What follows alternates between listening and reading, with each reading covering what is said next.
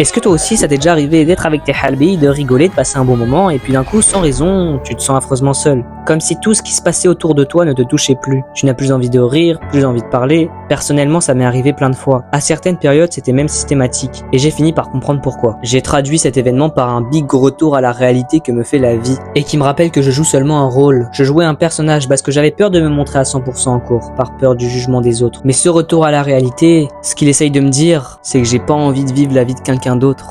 Depuis tout petit, j'adore faire rire, c'est l'une des choses que je sais faire le mieux. Mais à force, j'avais juste l'impression d'être le clown. Et en cours, je vivais uniquement à travers ce personnage-là. Cet événement, je l'ai appelé le décrochage. Je joue la pièce constamment et pendant un instant, mon masque se détache et je ressens le vide derrière. Bref, une prise de conscience brève. Mais cet événement, il découle de quelque chose de plus grand, qui est un grand manque de confiance en soi. Déjà, ce personnage, je déteste dire ça, ce personnage, je sais qu'il fait partie de moi. S'il est présent quand je suis avec les autres, c'est sûrement que c'est l'un des traits de personnalité qui ressort le plus chez moi. Et que c'est le seul que j'assume entre guillemets, car je suis un véritable œil sur pattes. Mais en fait, je vous ai menti, je ne suis pas que comme ça, le clown. Pour la majorité, oui, je n'arrive pas à exprimer mes propres émotions, donc je fais rire car pour moi c'est plus simple. Mais avec d'autres gens, je suis beaucoup plus sérieux et je ne fais quasiment aucune blague.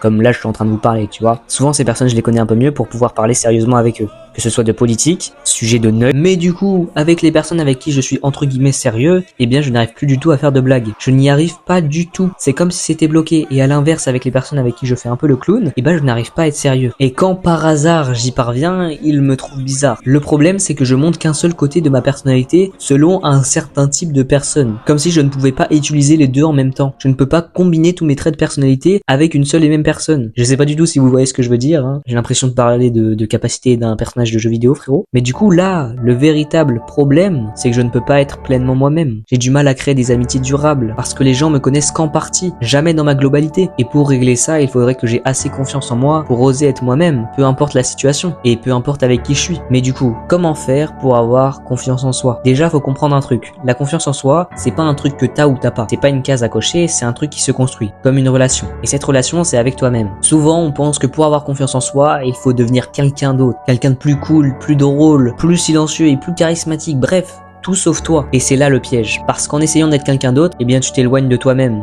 Donc au lieu de construire de la confiance en soi, tu crées un nouveau masque. La vraie confiance, elle commence quand t'acceptes d'être toi-même. Même si t'es parfois maladroit, trop gentil, il faut que tu t'acceptes comme tu es. Un truc qui peut aider, vas-y, ça c'est un petit tips, mets-toi dans des situations un peu gênantes. Essaye toutes tes vannes, même si tu vois, tu sais qu'elle va pas passer, lâche-la. Au début, tu verras que c'est un peu gênant, mais après tu ressentiras vraiment le bien-être. Autre chose, arrête de te comparer. C'est hyper dur, je sais, avec les réseaux sociaux, etc., etc.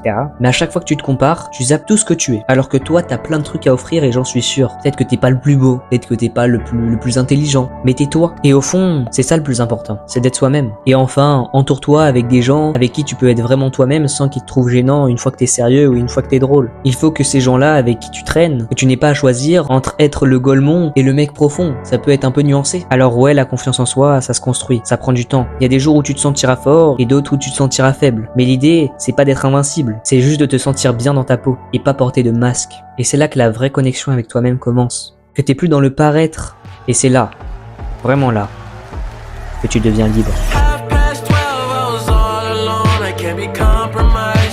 Fucking on my ass, we ain't apologize, 'cause I'm way too young.